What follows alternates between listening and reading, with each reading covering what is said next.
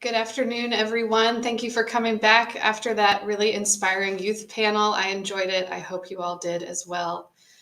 We are looking forward to this next session this afternoon where we're going to hear from the Family and Youth Services Bureau team. So we will get started now. I will hand it off to Labrita White, who is the program manager for the Adolescent Pregnancy Prevention Program.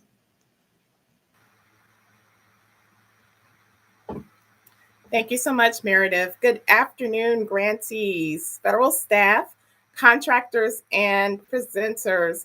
It's my pleasure to greet all of you and welcome you to the FYSB APP Updates session for this day 2 of our virtual conference. The Adolescent Pregnancy Prevention Program specialists that will be joining me in facilitating this session are Jessica Johnson and Kathleen, also known as Katie Derrick. Our communications manager, Owen Burns, as well, will be a co-facilitator for this particular session. Before proceeding, I want to also acknowledge the PrEP and SRA grantees for your demonstrated hard work, determination, and flexibility needed to sustain the important work of providing prevention education to youth and families across the nation, in tribal communities, and in several U.S. territories. Your work is even the more important today as youth are encountering situations that require the ability to make healthy decisions and to remain focused on their aspirations and dreams for the near as well as extended future. Thank you for creating spaces in your programs where all youth are welcome and receive support to succeed.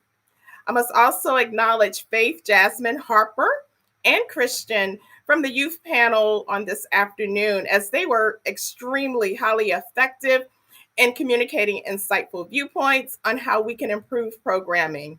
Perhaps next year, just a thought, we can host 1 or 2 youth-led workshops in addition to the youth panel. Next slide.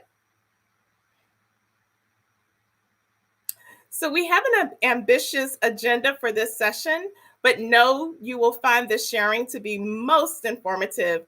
We will begin with introductions of the FYSB and APP program staff, and then update you on the FY 2022 and 2023 NOFO, or Notice of Funding Opportunity announcements and awards, diversity, equity, and inclusion resources and information, performance measures results, and virtual data collection strategies, the We Think Twice campaign and the exchange websites as far as the new products that are available there. The new Elevate Youth podcast series, which we're really excited about. The youth mental health supports and resources, training and technical assistance, and other APP program contractors support available for your programmatic performance measurement and evaluation activities. And we'll conclude with sharing links to resources and allowing for a brief question and answer period. Next slide. Now let's acquaint you with the federal staff who ensure grant awards and other assistance is provided. On yesterday, you were greeted by Kimberly Waller and Debbie Powell, who work at the FYSB level in the roles of Associate Commissioner and Deputy Associate Commissioner. Dr. Risa Matthew is the director of the Division of Optimal Adolescent Development, which hosts the APP program. Yours truly is the program manager, and the program specialist staff include Dr. Jessica Johnson, Ricky Richard, Kathleen, also known as Katie Derrick, Megan Hill, Cherie Thompson, Takia Sellers, and Shakara Williams, who just recently joined our team. Tarshika Thompson is our executive assistant, and Owen Burns is the communications manager.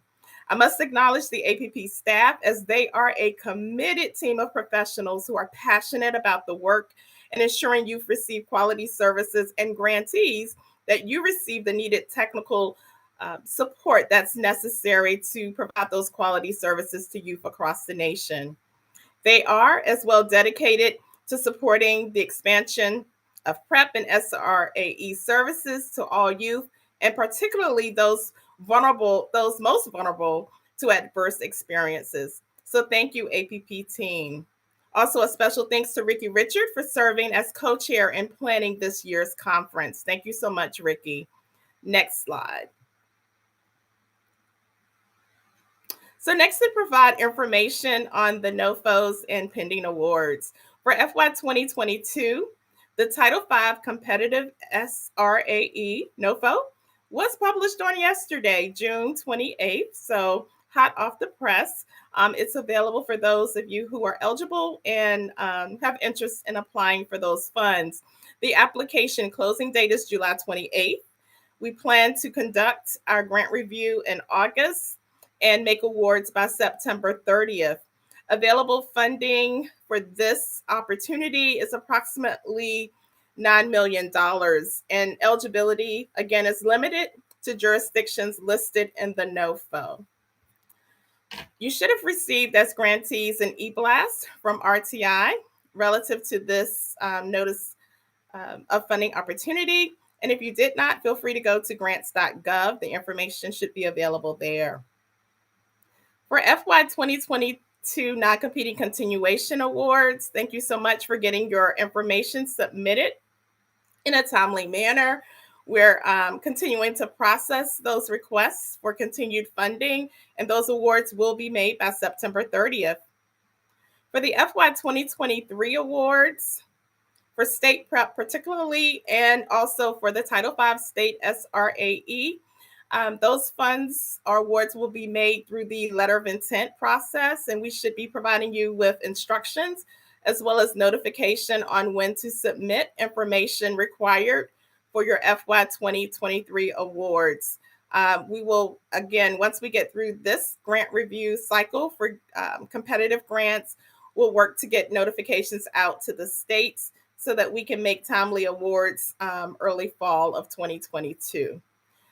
Just want to draw your attention to please note the terms and conditions will be updated, and definitely to review those closely for any changes that you need to be aware of and address in your letter of intent packet. All right. For FY 2023 anticipated NOFOs, we're at this time looking to have opportunities for Title V state SRAE, Title V competitive SRAE, as well as general departmental SRAE. So in 2023, you should definitely look forward to those announcements, barring any changes in availability of federal funding. Let's see, for FY 2023, non-competing continuation awards across all competitive funding streams as applicable and based upon the award of your project period. And next slide. All right. APP has developed and delivered resources to support the LGBTQI+ population, including workshops during last year's Grantee Conference, as well as webinars, a cluster call, videos, and other resources available on the exchange. We also publish social media content designed to speak directly to youth through the We Think Twice campaign pages, the Instagram page and the website. And these and other products that you see on the screen on display here, these products are critical to support grantees in addressing diversity, equity, and inclusion in their organization, as well as in the work with youth. At this time, we're going to transition the presentation to Jessica Johnson and Katie Derrick to provide you with key highlights on performance measures results. Jessica. Thank you, Labrita. I'm Jessica Johnson, a program specialist and the APP Research and Evaluation Lead. First off, I would like to say thank you to all SRAE and PrEP grantees on collecting and submitting federal performance measures data. We acknowledge that it may have been difficult for you to do these past couple of years. However, we really appreciate all of your efforts on the ground to do so. Katie Derrick and I are going to present just a few data points from fiscal year 2021. That was the last fiscal year. This includes information from the 2020 to 2021 calendar year. We recognize that this information, because it's not the most current, may not fully represent what you're doing on the ground now. And we also recognize that during this calendar year, we were in the thick of the COVID-19 pandemic. And also, some of our grantees during this period were still working on getting approval for surveys. However, we feel important to report back to you, as we recommend doing on the ground, reporting back to you the data that you shared, so that you can see the success of both of our programs.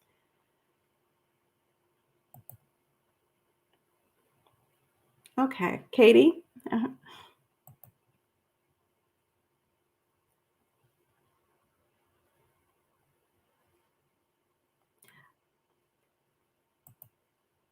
think we're having some technical difficulties with the audio. Just a moment.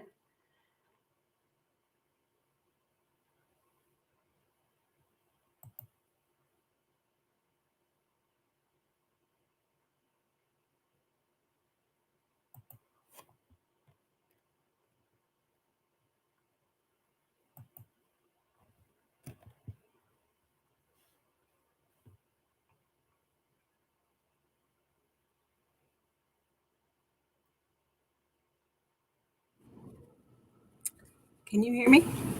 Yes. Okay, great.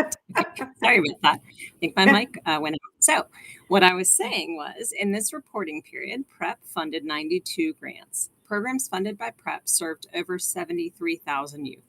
The 51 state PrEP grantees served the majority of these youth, about 58,000 of those. And almost 3/4 of participants received at least 75% of the intended program dosage. And on the SRAE side, FYSB funded 177 grants that served over 281,000 youth and over 11,000 parents and caring adults. You might notice that there are more youth served under SRAE grants. One reason is during this period, there were substantially more grants than PrEP. Another reason is that there were more youth served under SRA funding during this period is that 2 of our PrEP funding streams, Tribal PrEP and Prius, were in year 5 of their grants, which focuses on evaluation, results, and dissemination rather than serving youth. Next slide, please. So this slide presents the most common program models used by PrEP providers. Overall, the program models implemented the most under PrEP were Making Proud Choices and the Teen Outreach Program. You may also notice that we have a table dedicated to tribal PrEP grantees. Many tribal PrEP grantees use different models as their programs are tailored to be culturally relevant for tribal youth. Native Youth Leadership and Circle of Life were the most implemented program models by tribal PrEP providers. Next slide, please. And on the SRAE side, the most popular program models were Real Essentials, Love Notes, the SRAE version, Making a Difference, Choosing the Best, and the Teen Outreach Program. Between 12 and 16% of providers overall implemented each of these models. Next slide. So as many of you know, PrEP programs are required to implement at least 3 of the 6 adulthood preparation subjects, or APS. The most commonly implemented APS across PrEP grantees were healthy relationships, healthy life skills, and adolescent development. Parent-child communication was more popular among tribal PrEP grantees and competitive PrEP providers.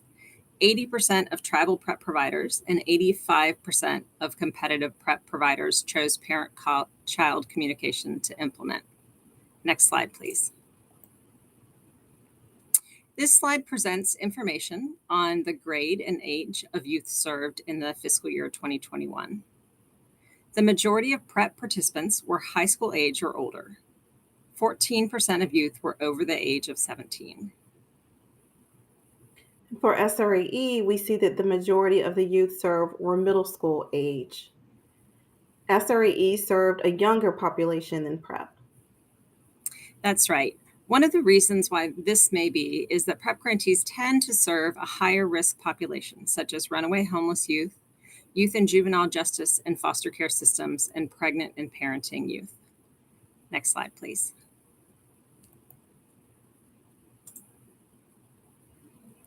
So this slide presents race and ethnicity data. You'll see here that both programs served a racially and ethnically diverse population. PrEP served a higher portion of American Indian, Alaska Native, and Hispanic Latino youth than SRAE. Next slide, please.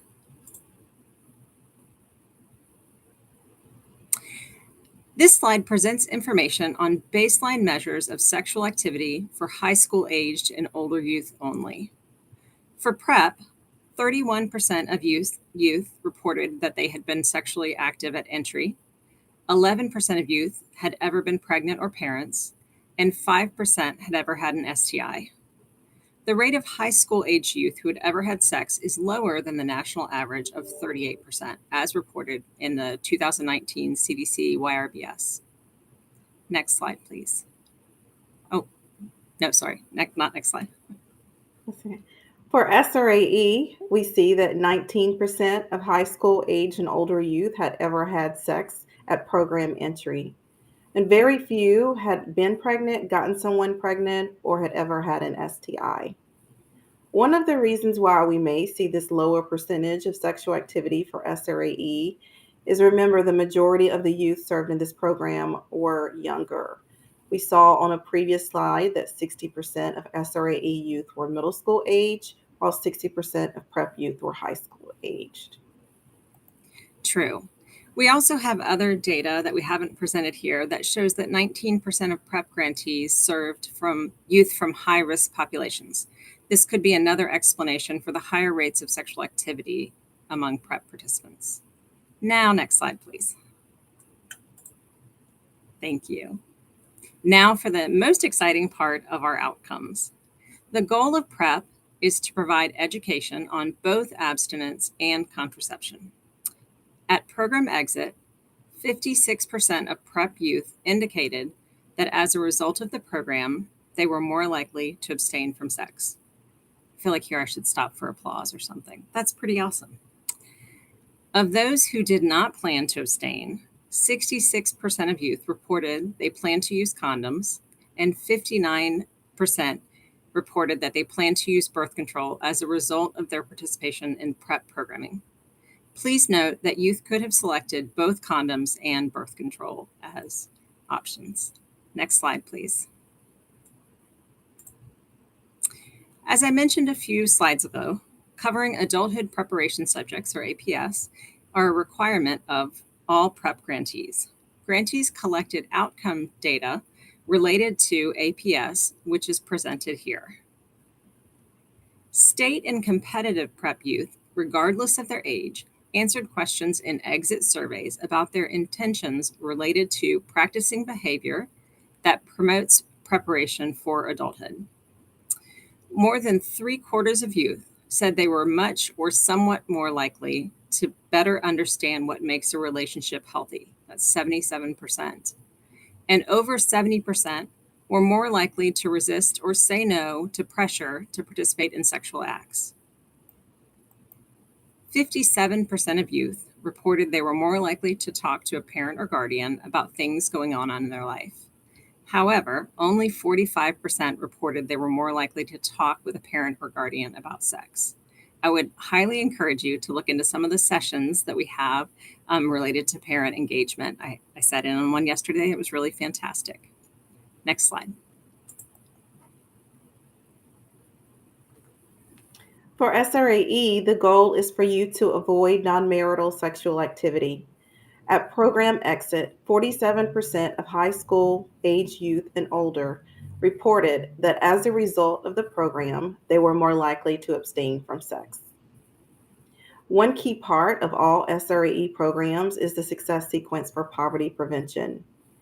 Our data shows that at program exit, both middle and high school youth reported that they were likely, that they intended to delay sex until marriage. We see a statistic here of 56% of all middle school and high school youth. We also see that as a result of the program, participants reported that they plan to delay sex until they graduated high school and college. These figures are between 60 and 63%. Next slide. This slide shows outcomes related to several topics that SRAE grantees are expected to teach per SRAE legislation. We see that over 75% of youth or more reported favorable intentions related to healthy relationships, goal setting, and sexual coercion. Around 70% reported favorable intentions related to peer pressure and self-regulation. And just over half of youth reported intentions to make decisions not to use drugs. Next slide. So in summary, overall, FYSB has information to show that both PrEP and SRAE grantees have been successful in meeting legislative requirements. For FY 2021, the SRAE program funded almost twice as many grants as PrEP, and as a result, the SRAE program served a slightly higher number of youth than PrEP. We also learned that PrEP grantees served older youth, more youth who were Native American, and more Hispanic and Latino youth. We have additional data that shows that 19% of PrEP programs serve 50% or more of youth from special populations, such as runaway and homeless youth, youth in the juvenile justice system, and the foster care system, and pregnant and parenting youth. These differences may explain why PrEP participants had higher sexual activity at program entry. As we mentioned earlier, these are just a few data points from all the performance measures you collected. If you would like to view your own data from that you reported in the system, please visit prepeval.com or sraepass.com to access the data dashboard. We just had a series of webinars within the past month on the data dashboard for both PrEP and SRAE grantees.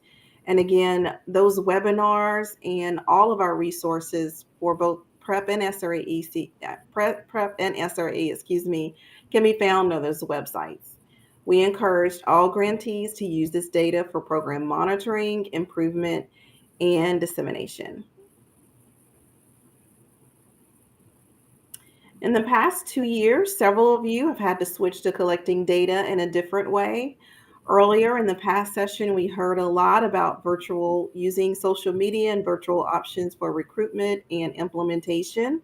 Katie will now share a couple of tips related to virtual data collection. Thanks, Jessica. We wanted to just share a few tips to help you all, those of you that have shifted to virtual data collection. These were taken from webinars and tip sheets that have been shared with grantees by some of our fantastic contractors. So you'll see that the first few of these focus on communication. Be transparent and clear in communicating with parents, schools, partners, and institutional review boards. The next few tips are focused on preparation. Make sure you've tested your online surveys and give youth clear instruction on how and where to complete their surveys. You can find a lot more great information about virtual data collection on the Exchange, which I believe Owen is going to talk about next. So now I would like to turn the presentation over to our communications manager, Owen Burns, who will share updates on our We Think Twice campaign. Hello, everybody. Thank you very much, Katie and Jessica, for your insight on the performance measures.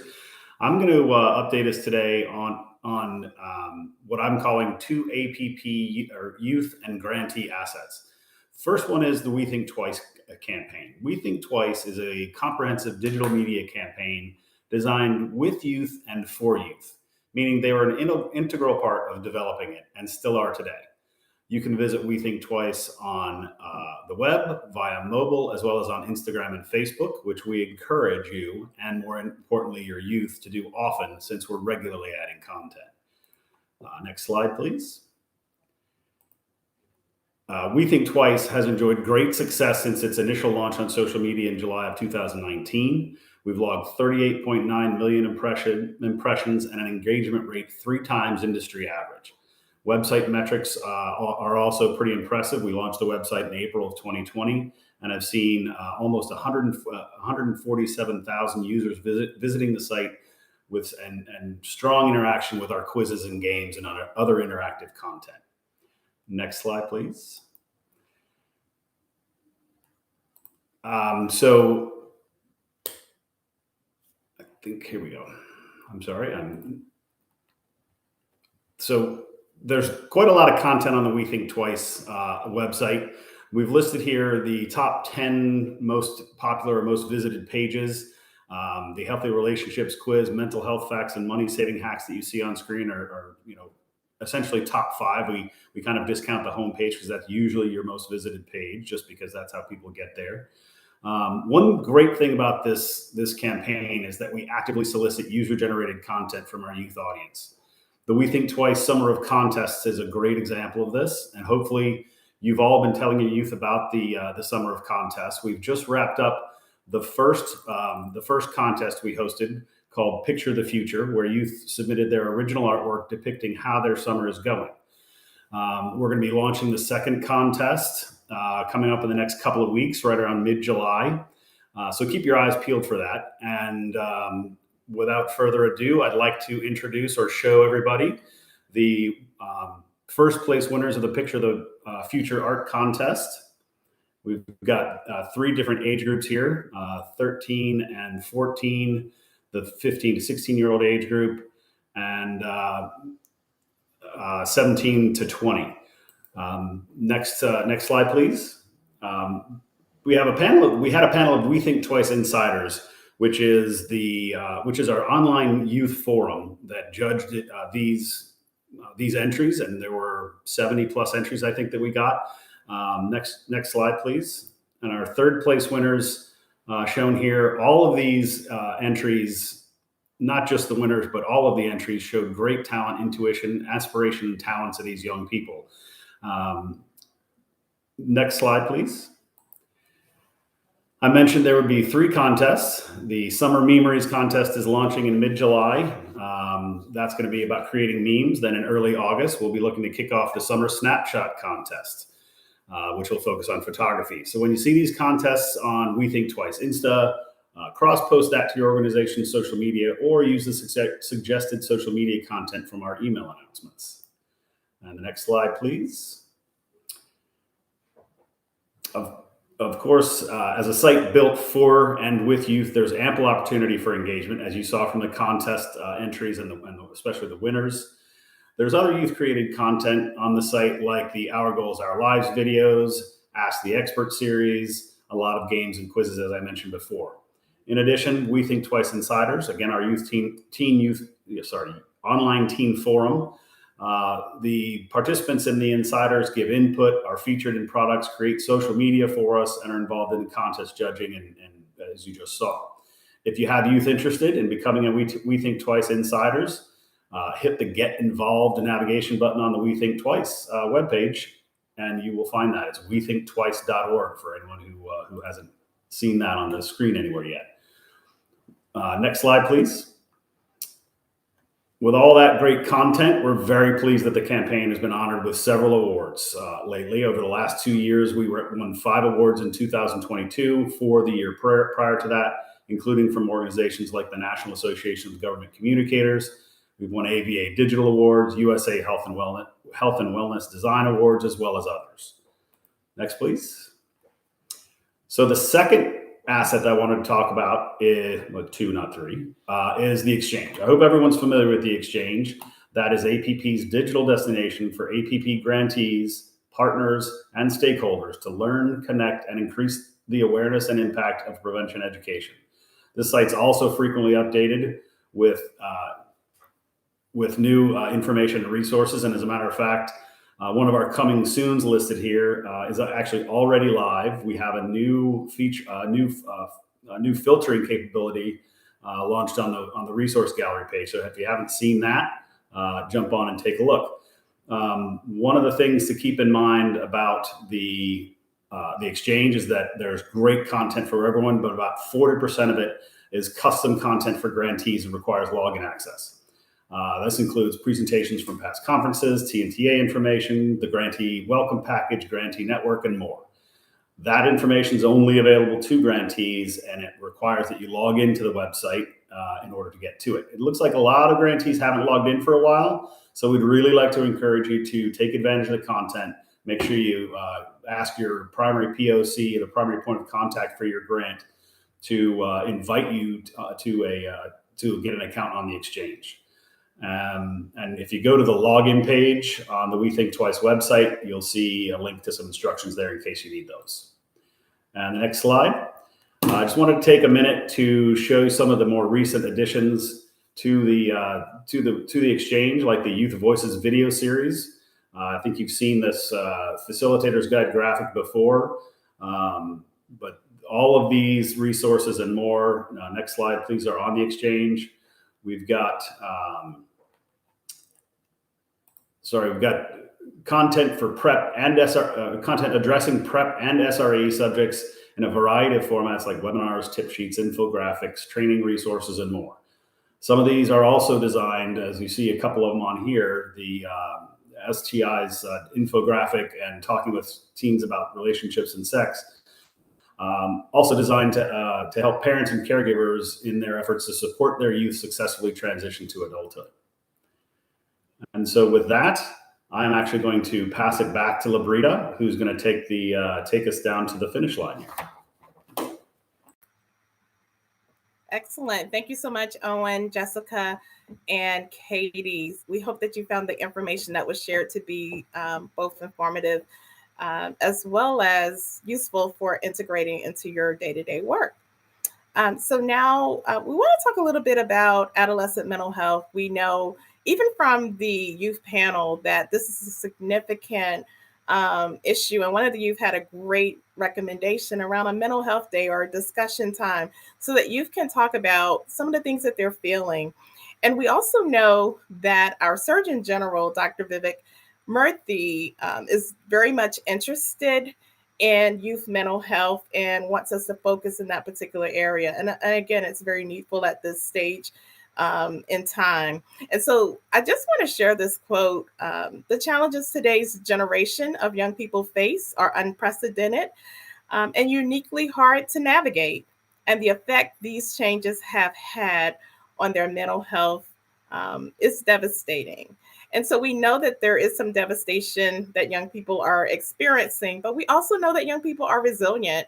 And that's proof of that was the youth panel and the youth that you work with on a day-to-day basis. So they're young people are experiencing many challenges and issues and concerns, but despite that, they are resilient. And so our current generation of youth have much to contend with as they engage in relationships with others in school, their homes, communities, and for some in the workplace. Yet again, they prove to be most resilient. Next slide. What I should have also shared with you, there are some resources listed on the previous slide, and those are designed to support educators and facilitators in identifying signs and symptoms of mental and emotional health distress and to make the appropriate referrals. We will be sharing the slides with you so that you can have access to that information. Okay. Continuing discussion about adolescent mental health, CDC released new data from the Adolescent Behaviors and Experiences Survey, as well as the COVID Experiences Survey. And those surveys were to highlight the magnitude of the challenges our nation's young people are facing relative to COVID-19 and as well as other risk behaviors. And so the COVID Experiences Survey provides a pair of national longitudinal surveys that aim to better understand the impact of COVID-19 on the physical health, mental health, and emotional well-being of children and adolescents and their parents or caregivers. There are a number of resources available on this topic. Again, please review this information with your project staff. And again, another quote from Dr. Murthy that I think is important to share today is, if we seize this moment, step up for our children and their families in their moment of need, and lead with, inclusion, kindness, and respect, we can lay the foundation for a healthier, more resilient, and more fulfilled nation. And I think everyone participating in this conference would agree with that statement. It's important that we support young people, and that's what you're doing every day with your PrEP and SRAE programs. Next slide. RTI is the PrEP TNTA provider, was recently awarded a contract to support SRAE TNTA needs as well. So this nonprofit organization has staff with technical expertise who are available to assist you with your programmatic needs for improvement and or enhancement of your projects. RTI also provided the logistics and collaborated with FYSB and the Grantee Planning Committee to actually host this year's conference. So thank you, RTI, for all that you do individually in working with grantees, as well as collectively with this conference and other training and technical assistance activities. Next slide. We also want to remind you today there are a number of contractors available to provide training and technical assistance. They are, as I've already mentioned, RTI, APT Associates for PrEP local evaluation. Mathematica supports our PMAPs. We refer to it as PMAPs, performance measures, and adulthood preparation work that's been done as far as conceptual models. Mathematica also is the SRAE national evaluation contractor. And then RTI has other contracts to support the We Think Twice campaign and related product development there, as well as the SRA TNTA programmatic support for grantees. Public Strategies is our contractor for the SRAE performance measures, our performance analysis study. And lastly, Gray Matters provides support for grantees in reviewing curricula to ensure the information is medically accurate. Next slide. So some key websites for performance measurement, as well as evaluation resources, to include links to those websites where you can obtain additional information that Jessica spoke about, as well as Katie, and also links to the Exchange and the We Think Twice websites. These are critical and what we hope to be useful resources to you as grantees and to your staff. Next slide.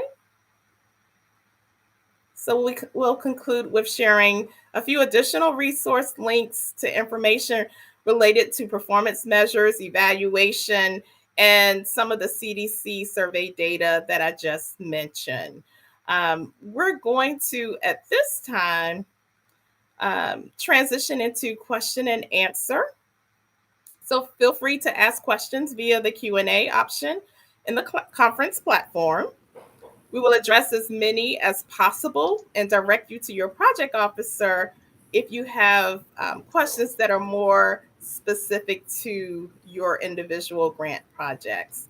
But we definitely encourage you to ask any questions that you may have at this time about information that has been shared with you. All right. Thank you, Labrita and team. There are a lot of questions and we are really close on our time. So we're going to take a few extra minutes if everyone would bear with us. I think one question that's been asked several times is how are the fiscal year 23 funds for state SRAE, both through I think it's letter of intent and NOFO? I think they saw it as appearing as both kinds of opportunities. Right. Yes, there is. That's a great question. There's a dual track. So for the states and U.S. territories that currently receive for Title V state SRAE, for those jurisdictions that are currently receiving funding, they will request their FY 2023 awards through the letter of intent process. The NOFO that was published this year for Title V state SRAE was published for the purpose of making funds available for the remaining jurisdictions that did not accept funding the last year or the prior years where funding had been made available. So hopefully that response is helpful to you. Currently, there are 38 Title V state SRAE grantees that will likely request their FY 2023 funds through the letter of intent process.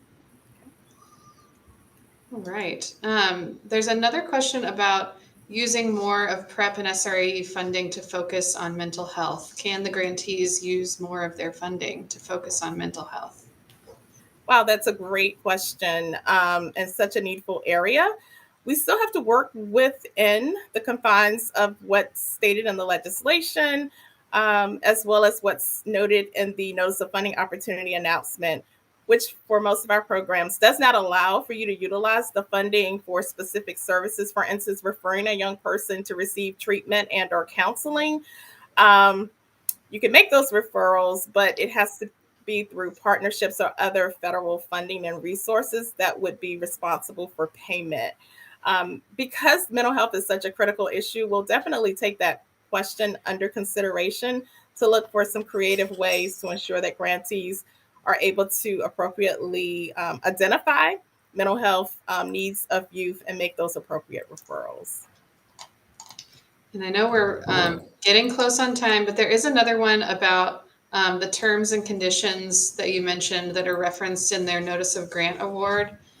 They wanted to make sure they knew where to find those. Would that be a question you can answer here, or should that be a project officer question? It's a project officer question, but also we can share an e-blast following the conference so that state grantees are aware of where to locate their terms and conditions. There is a web link to that information. I don't know it offhand, but we'll make sure that we share that. Great.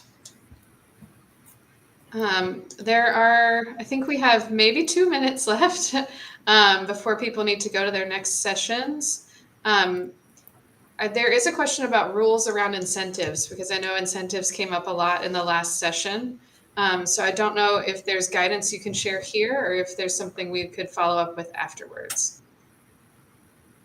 Definitely another great question. We can follow up with afterwards because there are some concrete parameters around the use of federal funds for incentives. And I'd prefer if we can share that with grantees in writing post-conference. We'll definitely make that available to you. All right, great. Let me check and make sure I haven't missed. We may not have, there are a couple other questions. I don't know that we really have time for them. We'll make sure that the FYSB team has all of your questions. And we can, when we send the slides out to you all. I think I'll actually, let me pass to Jessica to answer. There was a question about why there were so many SRAE grants as opposed to PrEP grants. Yeah, so I will start out with the response to this question, and Labrita, the program manager, can chime in. One of the things that we see on the SRAE side is that there are multiple cohorts, particularly of the competitive SRAE, and multiple cohorts of the general department SRAE funding opportunities. Whereas in PrEP, there's only one cohort of CPrEP grantees represented in this data, and there was only one cohort of state PrEP and tribal PrEP and PRIUS. And thank you, Jessica. And I'll follow on to say it's also about funding that's available. We currently receive appropriations or have appropriations made available of $75 million total for our PrEP program, and a percentage of that is for supports to ensure we have contractors and other means of managing day-to-day operations. With the SRAE program, we receive $75 million for Title V and another $35 million for general departmental And so there's an additional $35 million available to fund grants for SRAE programming. Hopefully those responses are helpful. Any final questions? I know we're up I against think the clock. we're about out of time. So Labrita, I'll let you close out, and then I'll just remind folks where we're going next. Awesome. Excellent. Thank you so much, Meredith and APP team. I just want to close out by saying thanks for your participation in the FYSB APP Update session of the APP Conference.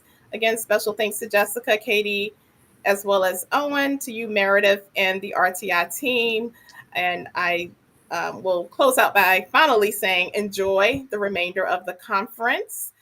And feel free, and please, not just feel free, but please complete your evaluation form. So your feedback is extremely important to us. So as we plan future trainings and next year's conference, we can take your recommendations into consideration. Again, thank you so much, and take care, everyone. Thanks again, everyone, for joining the session today. You're heading next to the next concurrent session at 3 p.m. Eastern Time. And we will close out the day with a networking session starting at 4:15 p.m. And then we'll look forward to seeing you tomorrow for our final day. Thanks, everyone.